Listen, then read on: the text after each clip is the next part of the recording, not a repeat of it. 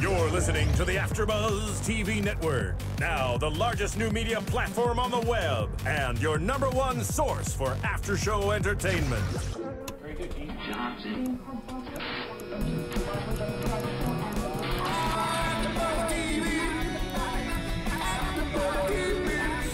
The AFTERBUZZ Studios in Los Angeles, California. Presented by Maria Menounos and Bing.com and streaming live thanks to Akamai Technologies. This is AFTERBUZZ TV's Teen Wolf After Show. We'll break down tonight's episode and get you all the latest news and gossip. And now, another post-game wrap-up show for your favorite TV show. It's AFTERBUZZ TV's Teen Wolf After Show.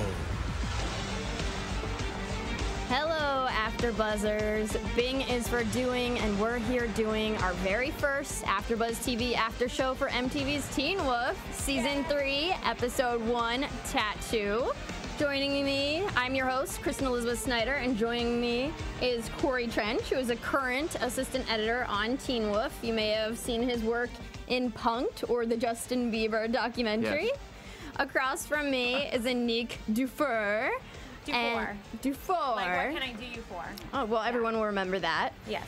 And then our very special guest tonight, you may recognize from shows like True Blood, NCIS, Castle, The Mentalist, and when he's not acting on camera, he can be heard bringing to life numerous characters in video games and audiobooks. He's the leader of the Alpha Pack and this season's villain. Please welcome Gideon Emery. Thanks for having me. Yeah, True Blood's still coming up, so we'll see. And he plays Deucalion this season. Even brought my glasses in. Yeah. But I can't put them on with the headphones. So. That scene was amazing. All the visual effects this season have been amped up. It's so suspenseful, scarier, bloodier, sexier. We're on steroids now. This show has been built on steroids. Definitely the twins are on something. Oh. Yeah, right. I heard they took a growth hormone or something. I'll have whatever they're taking. Sure. Anyway, this episode had 2.4 million viewers, and it was the highest rated episode of the season. And that's just a huge accomplishment for Teen Wolf. Thanks you guys for being here tonight, and congratulations on the success of the show. Yeah. So let's just get into it. I think the best word to describe this show tonight was ephemeral. Well, I hope its effects are not ephemeral, but yeah. I just felt like it was so more long-lasting. Yeah. Exactly. I'm sure the effects were, but the show was so short. I was on the edge of my seat the whole time in suspense. Yeah. It just felt like an adrenaline rush. I had to watch it again because I was just like, I couldn't expect what was happening next. It was very cinematic. Yes. And the music this season, is Dino still composing? Yes, he is. Yes. I just felt like the music just matched each of the scenes so well. What did you guys think about it? Oh yeah, I mean, just speaking from the editing room standpoint, I mean, especially the opening score was something they worked on a lot. They went through a lot of different versions, but it came out really, really well. I mean, the whole motorcycle chase is just fueled by the music, just driven by the music completely. That's a great scene. Yeah. I think that was like my favorite scene out of the episode. Oh, I love that scene. It was all right. There were some other scenes later on which I enjoyed. No, it's a killer scene. Yeah. Let's talk about that scene and go ahead and get into the episode. So we will refer to her as Motorcycle Girl. It appears like she's rescuing Isaac from perhaps this location where the Alphas are also keeping Boyd and Erica. That's just something I'm predicting. We don't know that for sure, but she kind of shocks him to wake him up and then puts him on the back of her bike and says, hold on, and they take off. How do you guys feel about that? Go ahead and jump in. No, I was excited. I was like, I'm really, like, because you're, like, on the edge of your seat, you know, like you were saying, like, the whole time. And you're like, come on, you need to get away, And then all of a sudden, here comes the twins forming into, like, you know, it's like, You know, it's like exciting. This show's really getting it right, because I'm always like, if I could just take this trait from this guy and this trait from this guy and form them together as one, they would be this mega perfect guy. And that's what Teen Wolf is doing. They're taking these two hotties, putting them together, and they're just this one of your wolf pack. Yeah, it's good. It's good. We've got a little bit of versatility there. Yeah. I guess they're called Brilliant Charmers this season, so I look forward to that. We'll see what kind of charming they do. Yeah. I guess my question would be, like, since they do form into this rather large mega twin werewolf, how does Deucalion, is he more powerful than the twin alpha? Like, I don't know, that guy's pretty buff. Look, I think my pack knows their place, you see. Yeah. This is the thing, because at the end of the day, you're going to have somebody who's got the brains, Right. And I think Deucalion, may give the impression that, he doesn't have the muscle necessarily, but I think he definitely has the wit and the tactics and the brain to ultimately pull things off that none of them could do individually, so... Right. Yeah, and I think it's only through his expertise and cunning manipulation that actually he's managed to bring them all together, so they are, greater than the sum of their parts. Yeah. He definitely has a way with words that he, like in that last scene where he talks about getting someone else to do the dirty work for you and to kill whoever you need to be killed. Wasn't that a line from Gerard in season 2? Yes, it was. Yeah. And you said you were quoting, in the show, you said you were quoting a friend of yours at that point. So there may be some relation there. Yeah, actually that's the girl who says that. Yeah. I'm pretty sure didn't you she say said she's it. saying I just kind of smile in response, no? Yeah, you actually... What you're referring to? Yeah, you actually say the line, which is, it's just such a great line just because of the fact, you're like, what is he really trying to say? And it's... get someone else to do it for you, but her, she's putting the pieces together. Yeah, as she says, oh, it's Derek, and then, he gets slashed. And then it's kind of has sort of a misdirect because, we don't really know. Well, maybe. that kind of sets off the plot of the whole season for us. We get that in that last line of the show, which I'm bringing up now so the rest of the show makes sense. It's basically Deucalion is going to put Derek against Scott, and obviously Scott is going to form a threat in the future. And so he wants to knock out Scott by using Derek to kill Scott. And then one by one, apparently, Derek will kill his other pack members. So that's going to be the plot for this season, it looks like, as this huge villain, which I love villains, which is why I wanted to bring you on for our very first guest. I just feel like there's so much of a story there, and they're so powerful, and they're often more powerful than, the good side singly, because the good side, in order to take down a villain, you have to have like basically a whole army and people working together. And it's really the villains who are they have this incredible mind. And this whole show was created by Jeff Davis, who created Criminal Minds. So we know that you have a lot to share with us. I think what's always interesting as well with Teen Wolf is that, Scott's such an earnest character, but there's always stuff happening around him, and he always ends up, there's always somebody like one step ahead, sort of thing, and he'll catch up and stuff. But it's great. It's great now that you've got this new sort of scheming character. And we don't know where it's going to go. I think what's been fascinating for me, being a part of it this season, is we're getting scripts, perhaps a few days or a week ahead, before we shoot something. So it's like I don't know what's going to happen each time, and then something else comes in like no, because I'm thinking like I kind of can see where this character's going, and there's so much that happens this season which you are not going to expect. They've definitely it's a set crazy the bar ride. high. Yeah. And I know a lot of people said that once one of their friends, it spread through word of mouth how much people really like Teen Wolf. And a lot of my friends said they went through the first 2 seasons in a week. Wow. to prepare for this premiere. Yeah. So, all right. Well, getting back to the episode, we see that Motorcycle Girl does. She shoots the twins with some electric gun. I'm not exactly sure what that is, but I'm sure we'll provide details later. Something she did mention that kind of goes to the mythology of the wolves. Isaac said something about his neck hurting, and that they used their claws to get into his neck. And Motorcycle Girl said that's how they steal and share memories. Can either of you comment on that?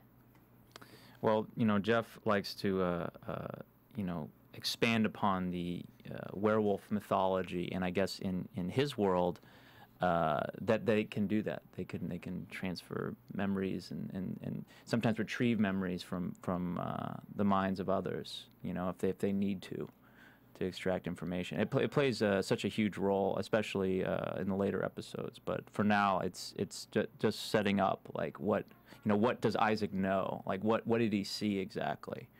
And that sort of just sets up the mystery. And they're just trying to piece it together as the season goes on, like what happened to him and stuff. And I'm sure that's going to be a great tool for you to use in future episodes. I mean, what's interesting as well, yeah, exactly. Talking about future episodes is exactly that memory and past events and stuff will definitely come into play and stuff will be revealed. So it's, yeah, there's added layers and added little bits and pieces which so take it to a new level. Yeah. I'm very excited about that. When I heard that line, I had to stop and go back and listen to it again because I was like, that's very cool. And we didn't really get to focus in on it. It was sort of just in the middle of like this suspenseful scene where we had to jump on a bike and hold on for our dear life. So I wanted to focus a little bit more on it and talk about it for our fans. By the way, guys, we appreciate your support however possible. If you go to iTunes or YouTube and rate, download, or comment on our show, I'll be reading different comments from the shows each week that you guys leave. And it really helps us here at AfterBuzz TV because you can download all of our podcasts for free. And if you want us to talk about, if you want to join in the discussion, you can give us a call at 424-256-1729. You can tweet me at Cinematic Escape, and I'll be reading some of your comments later. And you can tweet all these guys, and we'll be giving their Twitter handles out shortly. All right, and getting back to the episode, we see Scott's getting a tattoo. And I know you specifically wanted to talk about this tattoo and what Jeff's idea of putting this tattoo in the scene was. So it was very interesting. At the end of season 2, Tyler Posey got a tattoo, and not in the show, but actually, received it in real life. And I think there was a big talk of like, well, what are we gonna do with this, And Jeff had already had a plan. He was already thinking ahead, and that's what he does. He likes to think ahead, and he wrote it into the script, I think, in a very unique and interesting way. The tattoo means a lot to Scott, and it means a lot to the script because the whole episode's about change. And in the episode, Scott talks a lot about getting the tattoo as sort of a reward for himself for not contacting Allison, staying strong, staying like true to his belief that they should not be together, that he should stay strong. So he really got that tattoo as sort of a reminder to himself, to stay just true to his beliefs and to himself. And the reason why, at least I think, that the transition is so painful, him getting the tattoo in the episode, because at first he can't really get a tattoo because of his werewolf healing ability. Right. And so towards the end of the episode, he has to literally get it blowtorched by Derek to reveal the tattoo. And I think it's and I don't know, in my mind I thought it was like a metaphor for like change being difficult and also being painful at times. That's a great theme, and I really wish actually that that we actually did have to use a blowtorch, because I think some people have way too many tattoos. I particularly like this one, but I think people often, it becomes an addiction. But the fact that it means change, and here he said, it was kind of like an open wound because he went all summer trying, and this was a reward for him not calling Allison. But, he was kind of a better himself on his own because he was reading books, he had a word of the day, ephemeral, and he also was saving for his bike that we get to see. And talking about Scott, he's always sort of been, the underdog of the show. We're watching his character arc, of course. And even the first day of school, he saved his money all summer, we find out, for this green bike that he parks next to these much nicer two black bikes. And it's like, he couldn't be better than Jackson, in the previous 2 seasons. And now he's got these twins to compete with. He can just never be at the top. There's always someone else in his way. And I felt like him parking his bikes next to the other two. Well, yeah, it's like it was kind of a throwback to parking next to the Porsche, right? Yeah, right. Yeah. No, but I really enjoyed the tattoo scene, and whenever they get in the car, Styles is so relieved when it disappears, and he's like, "Oh God, great," because I hated it. and Styles is a wonderful character as well. Yeah. He provides so much comic relief to the scene, and he's one of those guys that just like live moment to moment, and he's not really thinking about what's going to happen after I do this or say this, because if he would, he probably wouldn't. And he kind of reminds me of like that unscathed child that we all should really look at life, approach life to, because anytime Lydia's around, you know, we know that he's going to get rejected, but he still like has this hope. And even though he's gone through these different events with his friends, he still somehow sees the positive outcome of the situation, and the fact that he's gotten hurt before or she's ignored him before doesn't stop him from going ahead and trying again to get her attention. What did you guys think about that scene where they pull up at the red lights? I love Styles. I think he steals the scenes. I think he steals every scene that he's in. I just think he's like a great character. I thought it was hilarious because he's like, he wants to talk to them, you know, he's like he's going to like roll the window down, and then, you know, they're like, Allison's like, no, go, go. And then she's like, Lydia's like, I can't, it's a red light. And then they just like, he goes in to like roll the window down, and they just take off. So it's like, you know, he's poor like Styles again, like left. I mean, I think he gets a bum deal, you know, from other characters sometimes, because he is this goofball, right? But he's so lovable. But he also is a good barometer for how Scott's feeling at any time, you know, and he'll have greater insight into sort of where Scott is emotionally than Scott does, you know. So he has a lot of insight, I think, which people don't, you know, give him credit for. Yeah. That's a great point. I absolutely agree with that, because just like a child kind of like speaks a lot and often says things that as an adult you would refrain from, Styles just lets it out there, and Scott's kind of more reserved and nerdy type. But I love getting that internal dialogue from Styles all the time, and I like how he said, oh, they must have not seen us, which is kind of just like, it says to me, you know, just like a lot of women and guy relationships in the real world, you either see someone as a mate or you don't, and hopefully Lydia grows to see Styles over time, because we all know he's a great guy and very lovable on screen, but that often happens in the real world, how they just don't see us. So I really like that he had that line in this episode that was like, oh, she must have not have seen us, but she really doesn't see him as a potential mate for her. Yeah. I also like the role that Styles plays in the Teen Wolf, is because he's like a detective, you know, he's sort of like filling in his father's shoes, if you will, but on a supernatural scale, because he knows that all these incidents are supernaturally related, and his father has no idea. Stilinski has no idea. And so, you know, it's funny how Styles, like in that one scene with talking about after the deer crash, he's talking about all the deer-related crash incidents in the past couple of years. And, you know, his dad's like, I don't care, just go to school. But you can tell Styles really wants his father to believe, like, something's wrong. And something's amiss, and he wants his dad to help him out, but, you know, of course his dad is, you know, doesn't really believe in the supernatural, or like Styles does. But, you know, seeing is believing, you know, and Styles has seen a lot, especially in this episode, you know, birds, deer.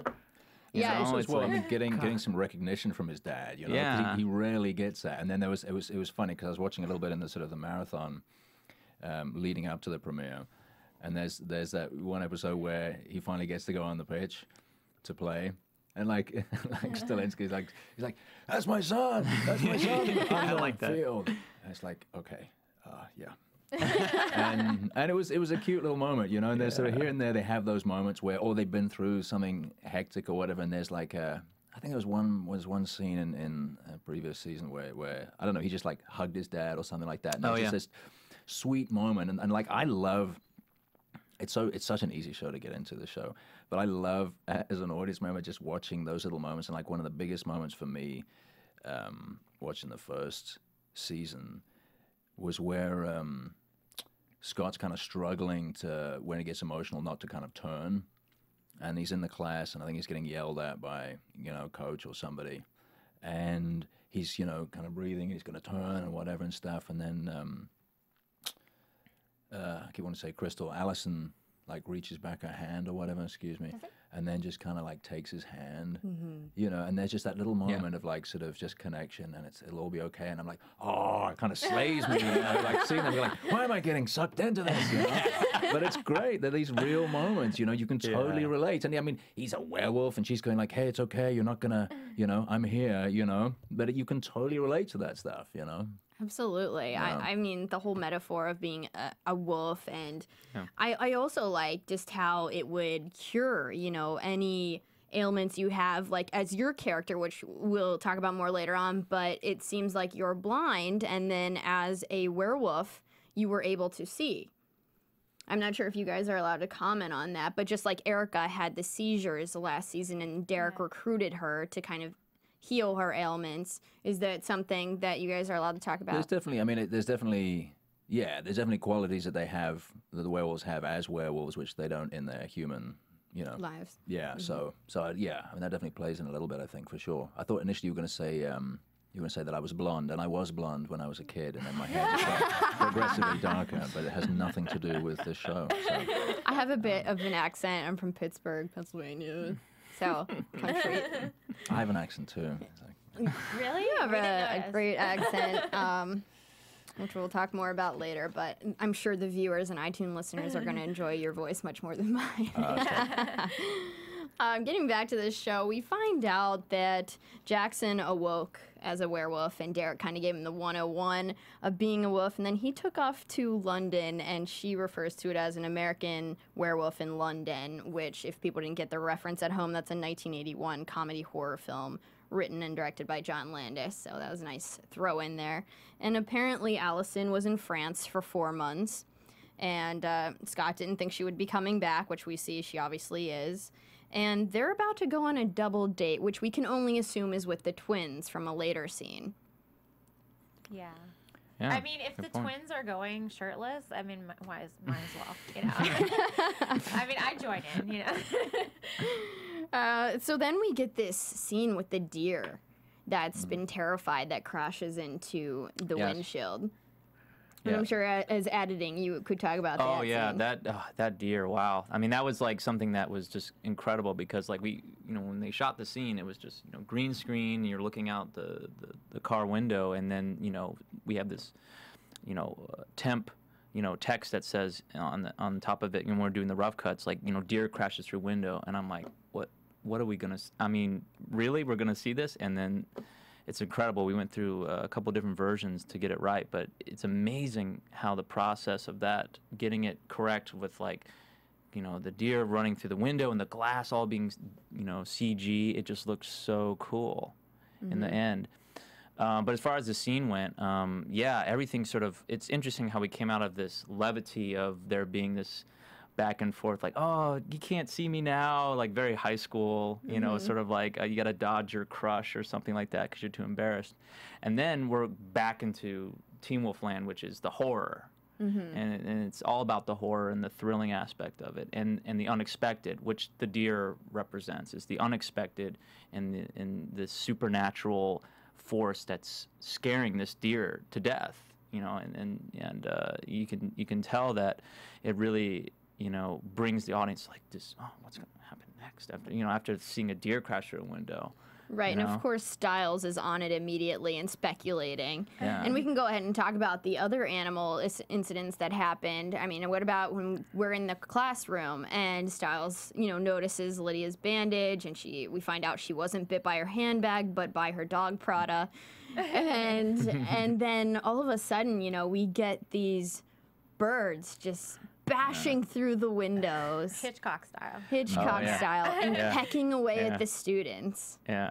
And I heard, how was the editing process on that scene? That was incredible. That scene was, I think, 3 minutes longer than what it is now, and it was just so much chaos, and there was a lot more footage of people running around and stuff. But I think essentially what you saw on screen was the best of the best, and I think they just wanted it to be like this shocking moment that people could retain and just sort of oh, and then it's over.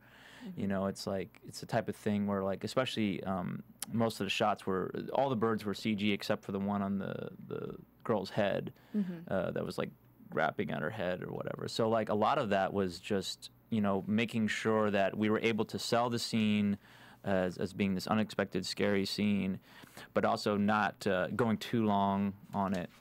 And I think in general it was just sort of like a very Hitchcockian, you know, inspired scene in general. I think we had at one point we had temp birds in there that were from the birds. Like we put that in the scene just to like fill in. Okay, like these are birds, you know, that are, you know, and then you know of course the score was really good in that scene too. Just sort of like.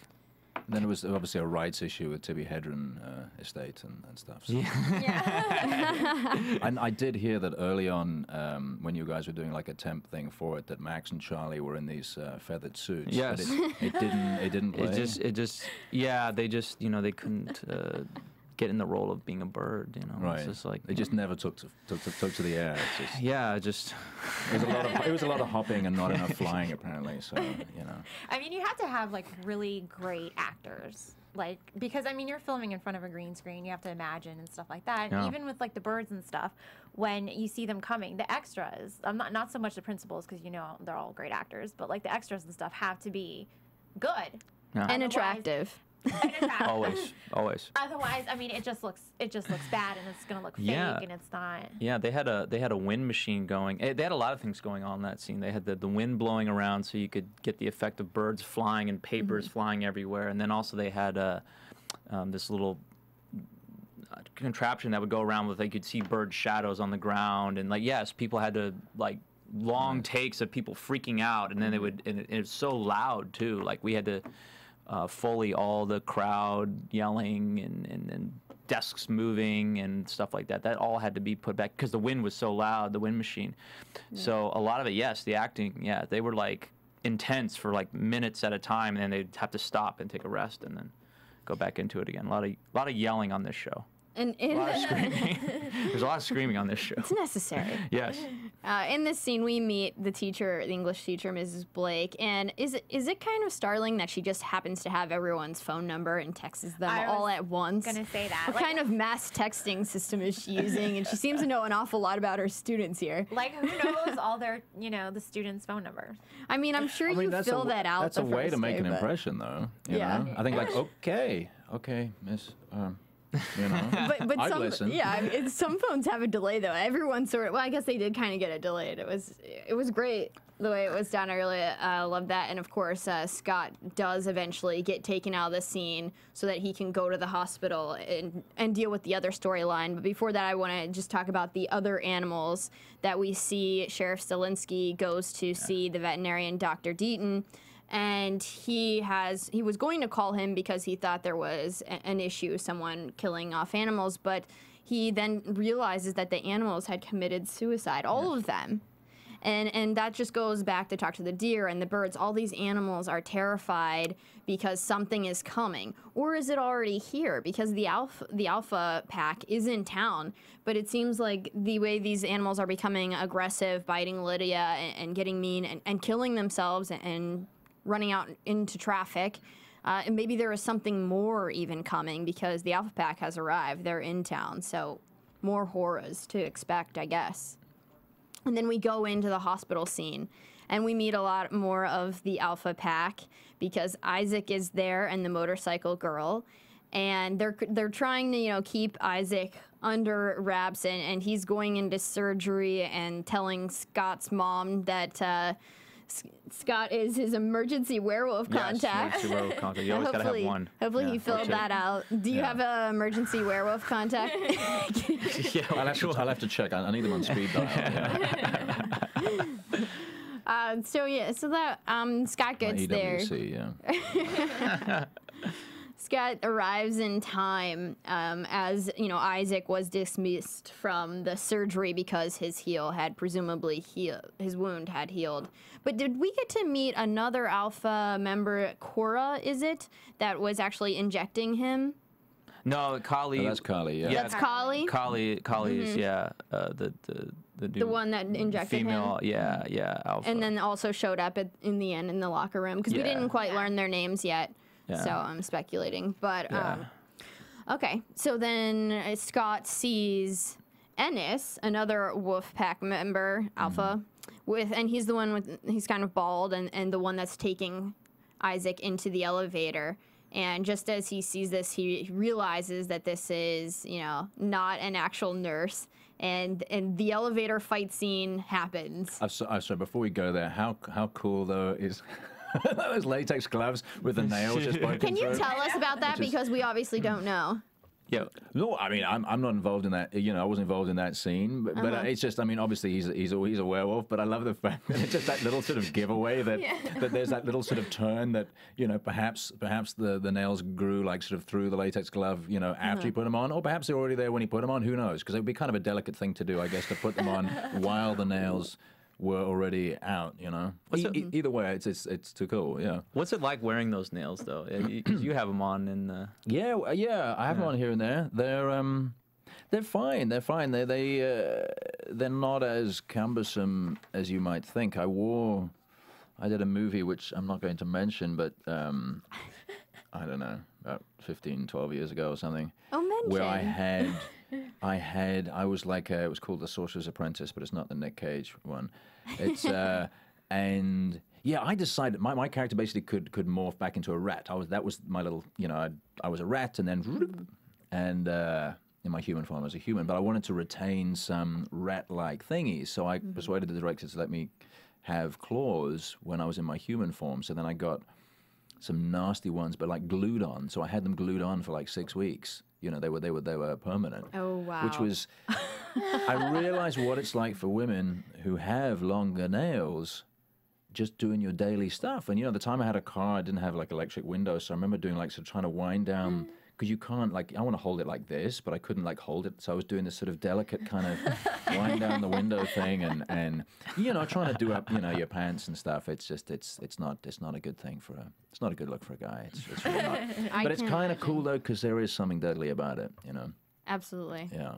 Which we get to see in the end scene, which we're not sure what happens with that. But just got to try not to poke yourself in the eye. That's one. Do you wear contacts? Because that would be quite difficult. I don't know, but I mean no. But you're sort of going up to sort of, and then you've got to allow for the extra sort of 1.5 inches, I guess.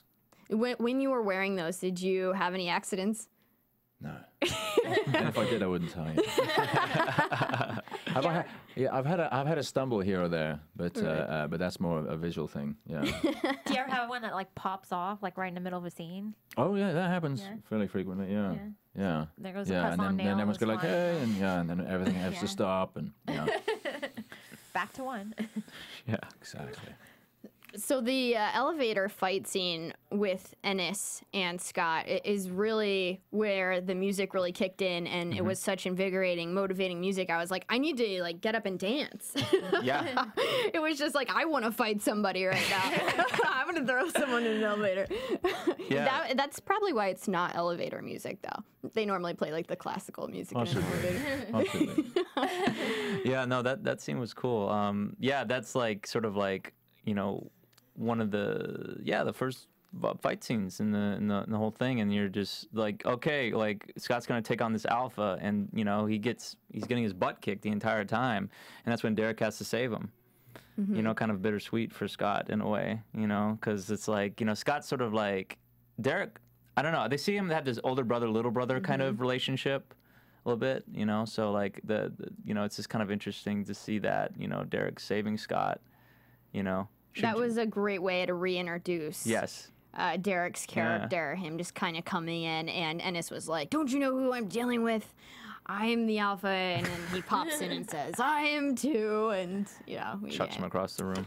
We get that witty humor back, and yes, he turns to Scott and was like, shouldn't you be in school? So he's the older brother, protective brother, which is why this season is so exciting, because Deucalion is trying to get Derek to kill Scott. And the fact that Derek doesn't have a family, it was taken away from him, Scott's kind of like his family at this point. And the fact that Deucalion's trying to get Scott out of the picture and use Derek to kill him, I'm not sure how that's going to work out. But lots of threats coming our way, I'm sure. Lots of threats, lots of manipulation. Yes. Manipulation. Yes. Yeah. I just want to go ahead and talk about that scene when Scott was on his way up to the hospital, where I don't know if people knew at that point if you were just a blind man at the hospital, which would make plenty of sense, or the fact that you were going to be the villain of the season that was introduced. That was just a great way to do it, where he was sort of being this new improved Scott, so he was willing to help, a blind man. I think, look, I mean, I think there's a bit of a music cue that suggests that perhaps it's not completely benevolent. It's like, get down, or whatever it was, as I'm walking in. I was like, okay, that's a little bit cool. But, it's nice. It's a nice little, like, okay, all right. But I love the fact, like, as we leave the elevators, and, like, it's, like, walking, like, so painfully quickly, and Scott's, like, urgent, mission, and it's kind of like, oh... he just kind of like just hangs his head there. It's just, it's funny. Yeah. Have you played a villain before? I play a villain more often than not. Yeah. More often than not, you're always the villain. Yeah. I mean, you do have the villainous voice, which I know gamers love to hear in all the different video games that you do that we'll talk about in a moment. But villains are always my favorite, like I said earlier, and I'm so excited that they introduced you right away, because oftentimes different television shows, you don't see the villain really revealed until episode 5. Yeah. And the villains, in my opinion, is what really keeps the story going and makes the audience really want to come back and watch each week is the good and evil fight. So I'm really glad that we got to see you in episode 1, and you scared everyone. Yeah. I'm glad. Episode 1. Yeah. No, I'm glad we came in right off the bat. In terms of me playing baddies, it's I think for some reason casting in LA thinks I just look a little edgy. I'm not your sort of all-American looking dude, although this is only the second role in 9 years where I've got to use my own accent.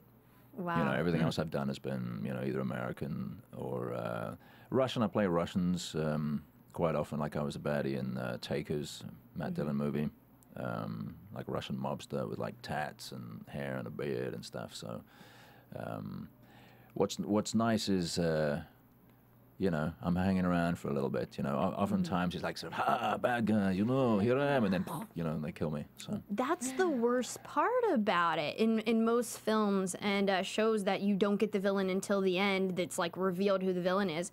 You need to develop the villain as much as you do the hero. Right. We need that character development from the villain and to kind of see their side of things, and that just makes the entire story grow immensely, I think. What do you think? Well, yeah, I think Deucalion's a great counterbalance to Scott, because he sort of challenges, that side of, like, Scott being the earnest good guy. He's like on the, let's say if it's Star Wars, he's on the good side of the Force. Deucalion's, on the dark side of the Force. But you're right, you absolutely need to have that other side to counterbalance the hero and challenge the hero, and then makes for a more interesting season, more interesting scenes. But yes, in the later episodes, like, there's some great stuff with Deucalion and Scott, and it's just like one of those things where, like, you can tell, like, Deucalion's got something up his sleeve, and Scott's part of his plan.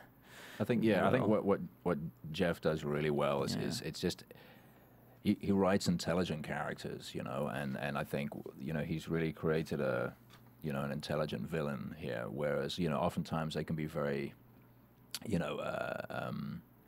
fictitious villains can be quite one note, and it's very hard to sort of layer or give some light and shade to these things where you're just kind of running out of a room and blowing people away with a gun sort of thing. So it's nice, and there's a lot of rich language and in some of the scenes. So it's nice. It's nice. You really get to get a good sense of this character, and yeah, like you were saying, it really gives Scott some food for thought. Yeah.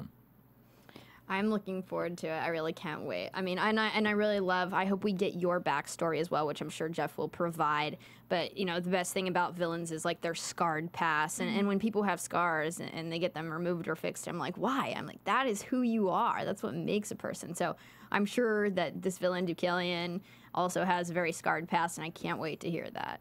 But moving on then, talking about scars, Isaac's apparently his outside wound had healed, but Derek and Scott took him back to the old house to patch up his insides, which apparently didn't heal because an alpha bite apparently takes a lot longer. And so then they're sort of talking about, you know, what's going on, and Scott's looking to him for advice of, you know, what to do and what's going on with the wolf pack. And Derek doesn't want Scott involved at all. He's like, go home, nothing's going on. He's like, I know you were just trying to help, but I don't want your help. Like, he's protecting Scott. So Scott, of course, doesn't, and Derek says he owes him a favor, and Scott wants it right now because no one can see that open wound that Scott's bearing on his arm at the moment. So then we pull out the blowtorch, which I saw your tweet about being a bit excessive. Yeah, I was on board with Styles'. Yeah. Meanwhile, like Isaac's lying there, you know, it's like okay, I guess he can last. You know, we'll take care of it. So it's a pressing issue for you, Scott. We'll take it. Like, Isaac's dying, and he's like, "Can I get my tattoo that I paid for that just went away?" It was like $200. Let's think about that, yeah, because there is some. It seems like there should be some kind of refund then from that. Yeah, right. Like it didn't stay. Like, where's my money? Yeah. It's like getting a haircut and saving your receipt. I go back. I'm like, this didn't work. I'm just kidding. So we get the. Can you talk about the circles? Yeah, well, Scott was making? you know, it's something that, you know, this season's all about symbols, and well, of course, last season was too. In fact, the entire series is about symbols. So like, it's just Jeff's way of being like, you need to pay attention to this. You know, what Scott sees in his dream, and he says he saw this in his dream, and that is going to play out in some way. And I think it's just something for the audience to remember, like, okay, like, I need to pay attention to this, like, this is going to play a big part later on in the season. And right, because we got that close-up shot, and often, you know, with editing. Yeah. Thanks to you, we got the close-up. I was just moral support, but, you know. But no, it's funny how, like, the symbols, like the Alpha Pack symbol is just so aggressive, and it's scary. I mean, you look at it and you're like, this means business. This is not a benign symbol, like, oh yeah, I feel safe. Like, no, someone's gonna come and get you, you know. Which Scott uses those nails we talked about earlier to scratch down the door, because apparently it's obvious that something's going on, because Derek's not an interior decorator. I don't know. So he obviously... And there's not a lick of paint on the inside of that place. So if he's going to do something to the front, you know. Take it all away. So we get to see that the Alpha Pack symbol is there. And Scott now, of course, wants to be involved. And Derek needs whoever is willing to help. And I really liked the editing at this point, because we are Derek is like narrating what's going on with sort of the locker room scene. And Motorcycle Girl, who is a mystery to us at this point, had just gone to find Scott at the school, and she couldn't because they just kind of switched. They just kind of missed each other. He was going to the hospital, and she was leaving the hospital to go to the school. And she bruises Lydia and Allison after grabbing them. And then Lydia comments, well, she bruised me. That was really funny. Of course, Lydia humor. But Allison kind of looks at it as if she sees that it might mean something in that moment, which doesn't make sense to us. But talking about how symbols are important, it's obviously going to come back, which we saw later in the end of the scene, that we see that mark in that last scene, that whenever they were putting their arms together, trying to figure out what color Allison wanted to paint her room, their arms kind of go together, and we get this mark, and we go to the next scene, and it appears to be on this tank, sort of marking the location of where Boyd and Erica are. So I guess it was the Motorcycle Girl's way of sort of pointing them in the right direction. Yeah, a very mysterious way of conveying information. But, you know, for good reason, probably. But, yeah, it's interesting how, like, you're just, at the end of the episode, you're at this unknown location where, Boyd and Erica might be, and it just sort of ends like, okay, we know they're alive. And then it just, okay, well. And they've been there for 4 months, apparently. Yes. And it'll turn out to be a pretty cool location, too. Yes. Yeah, it's a pretty awesome location. Yeah. We're excited. Yeah. Can you tell us, did you guys film that particular scene in Los Angeles? Yeah. Okay. And so like Derek was narrating the fight scene in the locker room with the Motorcycle Girl, and we see Ennis there, we see the twin alphas, Ethan and Aiden, and we see Kali. She's sort of fighting them all off, but it's too many, and then she's down against the lockers, and we get to see Deucalion again. The reveal. And you kind of come over and you know, talk to her, and in this very creepy voice that scared me, and I'm sure a lot of the other viewers. That's my regular speaking voice. Intimidating. This is why I get called in for bad guys. Everyone thinks it's creepy, I think. You get like a phone call at 2 a.m. like, it's like. You probably don't get too many of those people calling you. If they get the wrong number, they'll probably just hang up right away. Or what do those people call? They call all the time, try to sell you stuff. Telemarketers. I don't really get those anymore, but they would probably just hang up. Yeah, I don't. I actually did phone the do not call thingy, but I have started getting spam texts now. I got like a pitch text. I was like, what? What is this? How'd they got my phone number If only now? they could hear your voice, they wouldn't be doing that. That's the thing. That is the thing. So we do Doesn't work with automated phone lines though. That I've discovered. Really? I've been like, operator.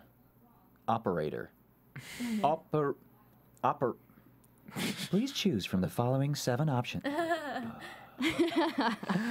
You know, yeah. So we get that little speech from Deucalion at the end to Motorcycle Girl about that, you know, you're going to use Derek to kill Scott, and the plot of the whole season's revealed. And then we're not sure her fate, because you gave her a nice little whack there, which I'm sure you guys can't talk about whether she's alive or not, which we'll see next episode. But yeah, it looks like at least if she is dead, she left a mark for Lydia and Allison to be able to find Boyd and Erica. So she did leave a message behind. Right. So yeah, that was an amazing episode. We have so much to look forward to in, you know, the next 23, because we get 24 episodes this season. Oh, Yeah. Yes, they wrapped on 3A, and then 3B starts up at some point after. I think. So you guys filmed the first 12, I yeah, believe. the first 12, yeah, and then they're just gonna air them accordingly after that. But yeah, it's exciting. It's like it's a big deal to have like 24 episodes, and like that just shows that, you know, like, I mean, this is just the first episode. Can you imagine like how they're gonna play out, like the epicness that's gonna play out? Well, I was reading a lot of reviews, and they were talking about wondering if it was going to stay to that level. Yeah. Can you guys comment on that at all? I mean, I think there's way more stuff that gets revealed. I mean, this is just scratching the surface of what there is. Because I've been struggling to remember, because it's been, you know, we've been shooting for like 6 months, and it feels like a feature. You know, it feels like working on a feature of this, you know, good length of time, because you're filming kind of nonstop basically. And, you know, we don't get to see anything as the actors kind of thing. So it's really cool, like for us as well, sitting down and watching. You know, I saw a little glimpse of a scene or two up until this point, but, you know, to sit down and watch, you know, the whole episode cut together and stuff, and I'm going like, oh, and I know, ooh, you know, and I'm so excited for some of these reveals, you know, down the line. It's going to be, yeah. Yeah, this season is super. I mean, I worked on the second season, and this season is super ambitious. Like, just everything just got stepped up. I mean, they shot so much more footage than they did last season, and like everything was just so like planned out. And they shot with, like, you know, sometimes they would shoot with 3 cameras, getting all the coverage, and they would just shoot around the clock, getting these scenes done. A lot of slow motion shooting too. A lot of, like, you know, shooting at 120 frames per second, just so they can get the more dramatic moments, and especially in the fight scenes too. Like, it's really cool. Like, just stepping it up to where, like, you know, it's much more about the action this season. It's much more about the horror this season. Like, they sort of, I think Jeff wanted to just take Teen Wolf back to the thriller aspect of you know, it's you know, yes, the relationships are very important. You know, Scott and Allison's relationship, you know, plays out you know, in this season, but I think the most important is probably just, like, you know, this mystery that, you know, we're all trying to solve, which is, you know, who's pulling the strings, you know, if you will, you know, like what's really going on. But and I hear we get a lot more of the mythology as well. Yeah. That's the other cool part is, you know, we're always, you know, in season 2, you know, we had questions like, why does this guy have red eyes and this guy have blue eyes and this guy have yellow eyes, and we're just like wondering like why do certain werewolves have different color eyes? And in this season, it gets explained, which is really cool. It's like it's actually a unique way of explaining it too. The way they reveal it and stuff like that. So a lot of the fans' questions about certain things do get answered this season, which is cool. Well, I'm very excited, and I'm sure everybody at home is too. Right now, we're going to go ahead and do an AfterBuzz exclusive interview with Gideon, who agreed to join us today, and thanks again for coming on. We really appreciate it. Yeah. So I was reading your bio. It's so interesting. I mean, you do the best of video games. You do the voiceovers for Guild of Wars, World of Warcraft, Assassin's Creed, Diablo, Final Fantasy, Halo, Mass Effect, Call of Duty. These are some of the best video games out there. How did you get into this voiceover acting?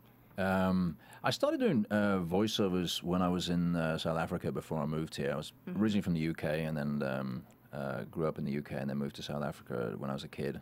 And I got into voiceovers while I was still at drama school, but that was more like kind of commercial VO. And there wasn't really a gaming industry, so to speak. And it was when I moved here and towards the end of '03.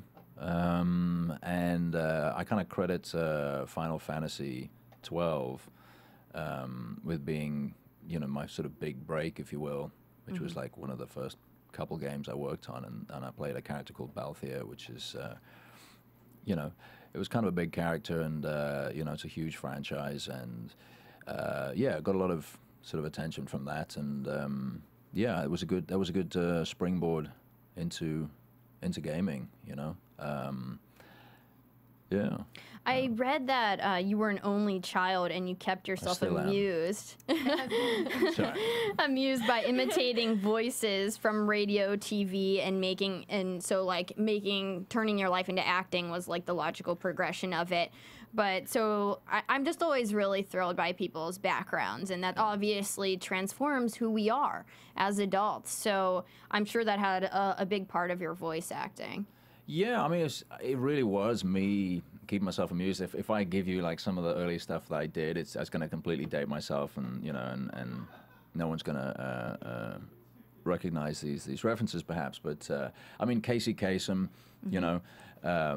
would do this American Top 40 show, and I remember listening to that on the weekends or whenever it was broadcast in South Africa, and I just remember it's like it was. I remember specifically, and I think I might have done this before, but there was USA for Africa. This is now '85. Before many people listening were born. You'd be surprised. But I remember distinctly the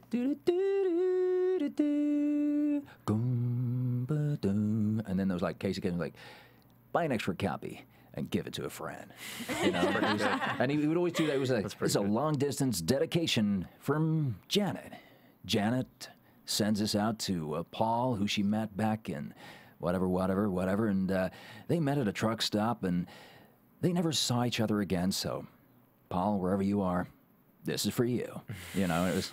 I was like, sort of, wow, that's pretty cool. So the long distance dedication, But yes, I'll be doing like that, and silly voices and stuff, and it amused me. And I remember doing like Airwolf. Airwolf is ripe for a remake. I don't know why nobody's remade that, but that was just you see.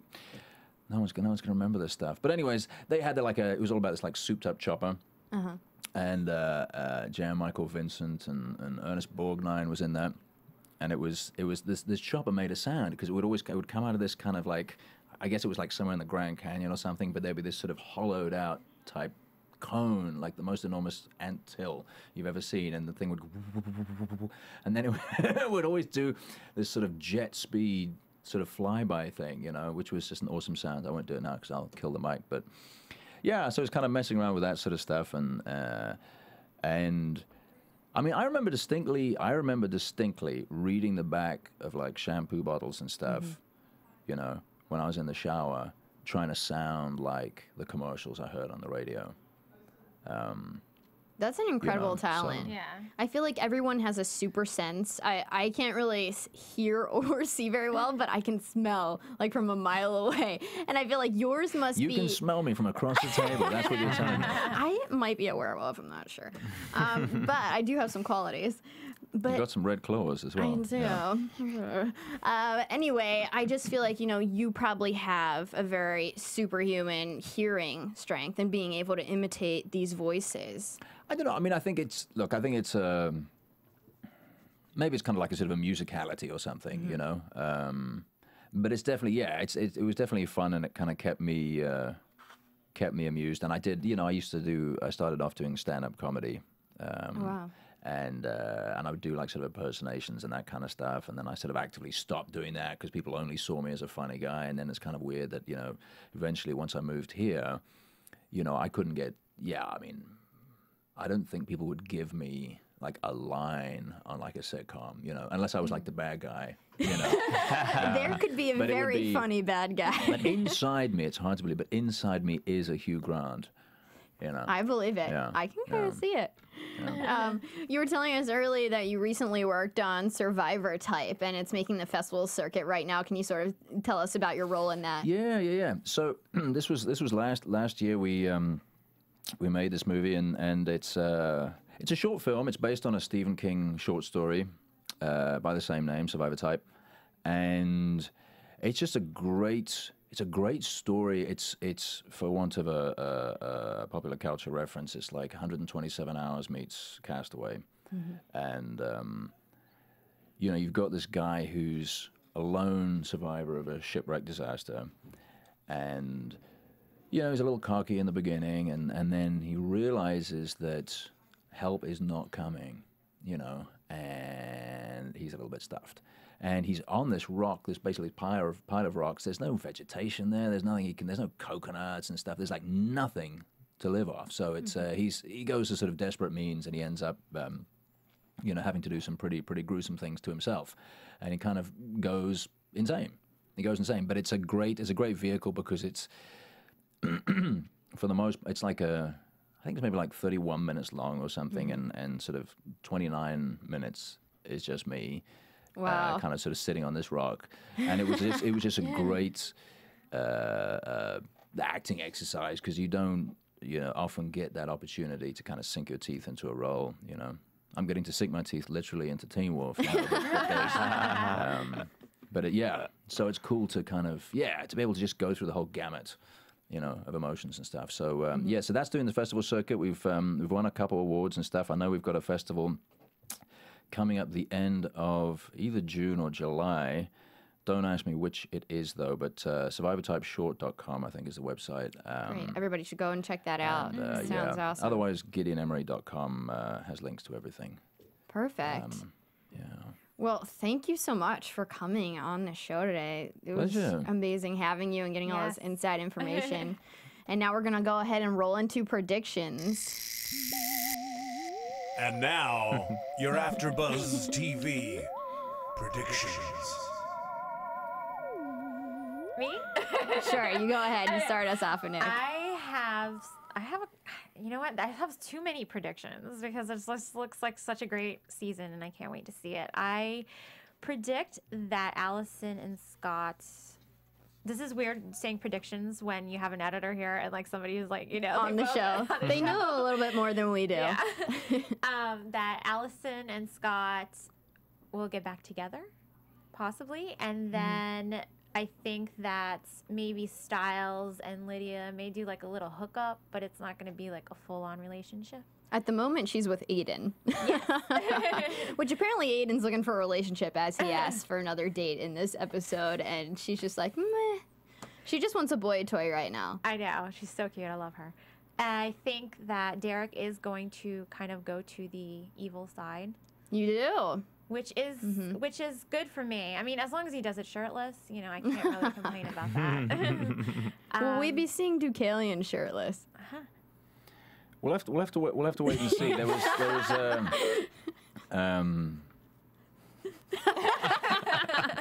we were. Do we We're want kind to of- see him we're kind of shirtless? Yes, we do. We're kind of close to it. I have no qualms about it. We get very close to it. I'll say that much because I'm not going to promise something that I know we haven't delivered. But we can always come on the finale after show, and if it hasn't happened yet on the show. No, there's we come very close. We come very close. How about that? in an exciting and new and different way. I'll say that. So that's good. I'm excited about that. I'm not sure. You've got a bit of a weight though, yeah. It looks like Derek might be getting a girlfriend this season as he, I don't know, transitions to the evil side. If he does temporarily or not, it looks like he might be dating one of the Alpha girl members. And yeah, I think Allison will come to terms with what's going on and the loss of her mother and her with these new roles as the leader of her family. So yeah, I think they will get back together. I think maybe Scott's mom and Mr. Stalinsky will have a romance in the future. Who knows? They seem pretty close. That'd be cute. I like that. Yeah. And, you know, as for the Alpha Pack, it's going to be a heck of a season and a huge fight.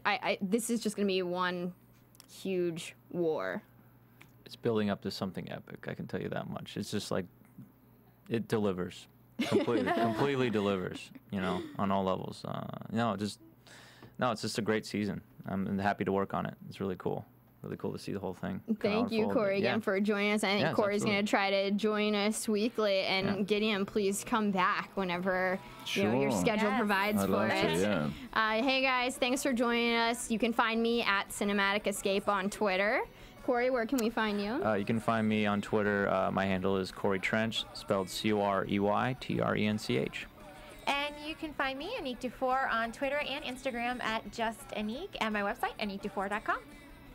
And you can find me at my name as well, Gideon Emery, GideonEmery.com, or at Twitter as well. I do tweet a lot. I was live tweeting. I've never done a live tweet before. It was an experience. I was retweeting. My thumbs are still recovering. Thanks, guys. Have a great week, and we'll see you next week. From Bing.com, executive producers Maria Menounos, Kevin Undergaro, Phil Svitek, and the entire AfterBuzz TV staff, we would like to thank you for listening to the AfterBuzz TV network. To watch or listen to other after shows and post comments or questions, be sure to visit AfterBuzzTV.com. I'm Sir Richard Wentworth, and this has been a presentation of AfterBuzz TV. Buzz you later. The views expressed herein are those of the hosts only and do not necessarily reflect the views of AfterBuzz TV or its owners or principals.